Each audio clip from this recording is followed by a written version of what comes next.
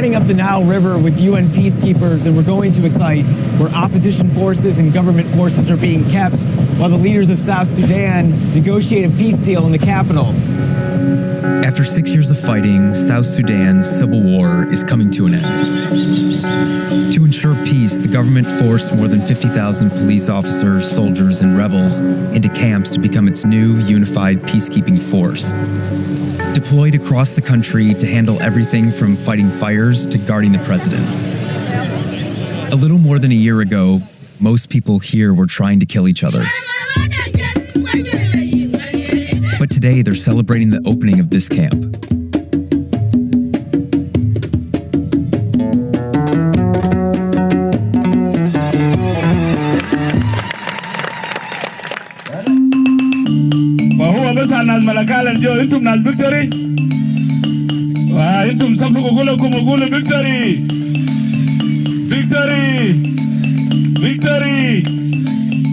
There are 18 of these sites across the country. They are the most significant step the nation's taken toward peace. I trust and believe that this is the beginning where you will protect people because they are South Sudanese and not because of their different ethnicities. Why are these sites so significant? After the training, they will be able to go back to wherever they will be deployed in South Sudan to be able to say, we represent a united police force or a united corrections institution. Today we arrived in boats with big machine guns on the front. Does that present a message of peace? South Sudan is a country where arms is very much present as part of people's daily life. I am not an NGO. I am the peacekeeping mission. Peace in South Sudan has collapsed before. In 2013, President Salva Kiir accused his former vice president of plotting a coup, which sparked a civil war. 400,000 died. 4 million were displaced. Years of fighting have inundated South Sudan with guns that are now being used for petty crime. Gunshot wounds are overwhelming hospitals across the country.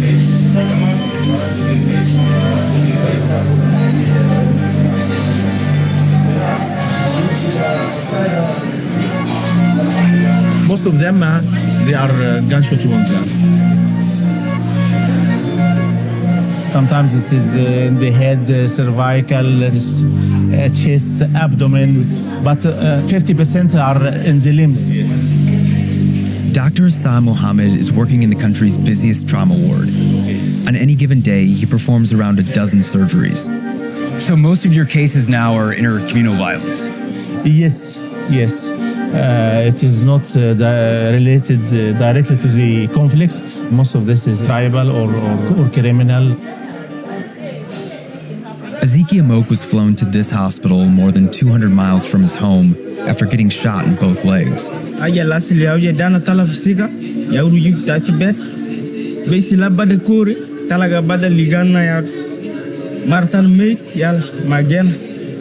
have a family back home?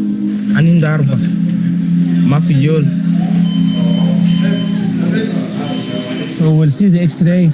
If there is a sequestrum that I say dead bone, we'll take it out. This patient, we will do one side or both sides? One side, only the left side. Left side. And it is above the knee, yes? Yes, it is on the back.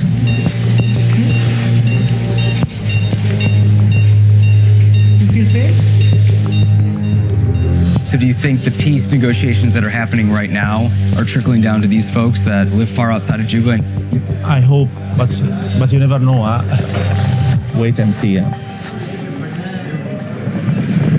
The last time peace failed, the fight for control over land and resources turned into an ethnic cleansing campaign by government-backed Dinkas. Thousands of the Shilluk minority died, and more than 25,000 fled to this camp, protected by the UN.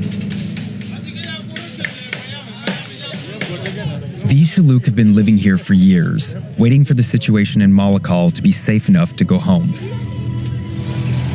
وسلام الماشي بكشم ده الماء صعدة ياو شوية هسه بكل زول يمشي برا لكن وقت داك 2014 2015 ما في زول بمرق برا هنا دينكا عرانية اللي كزول بقتله. How do you all feel the peace talks are going in Juba? من نيجي شوالة يشالو كني نيجي جيكم.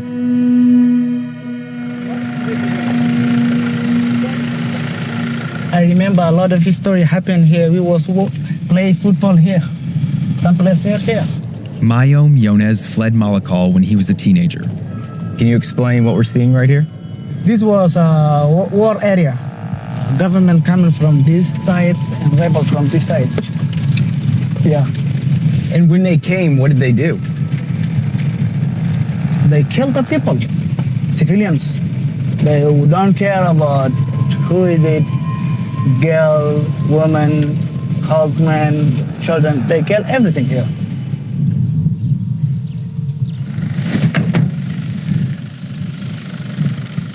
Can I smoke? Yeah, of course. Okay. Because I feel nervous when I see here. All the house here is destroyed. Okay. We was living as a family, my father, my mother, my brothers. There was 16 persons living here in this home. We was living here as a happy family. And you described how there were bodies laying all along this road. Many bodies was here, killed on this street. They're coming over here? Yeah, we need to go the other road. We need to leave? I gotta start walking back up.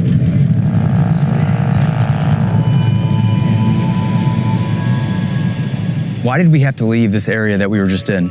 The government to allow someone who was living there to in with the international journalists like you. They say nothing happened bad here in Malakal.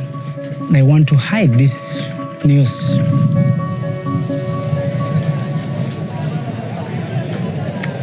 In the years since the Shilluk fled, the homes they left behind were taken over by the Dinka.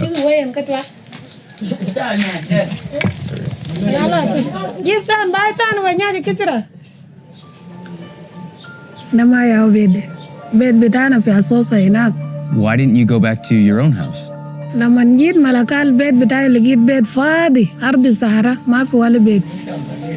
Akwa Lam is Dinka.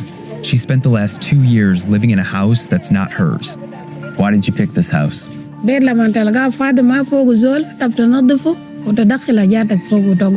Does the owner of this house know that you're living here?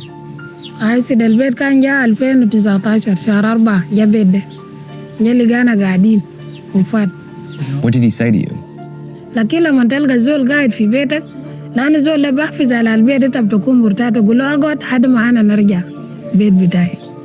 The Shilluk families that we've spoken with are afraid to come back. They say if they come back, they could face conflict and even death.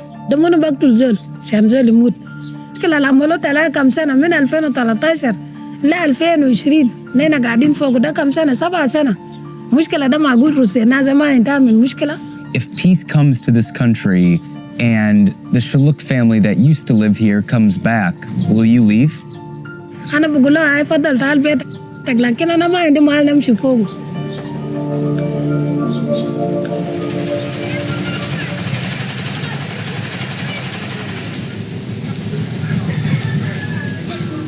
Right now, if you're going to Malakal and you tell him, oh, I need my house, he tell you it's not belong to you. It's my house because this is my towns. So you will take your land back by force? Yeah, by force. We have many men, okay? They ready to die because of our land. And you're ready to fight for that? Actually, yes. When war is starting again, I'm ready. Do you think war is coming? I have a leader.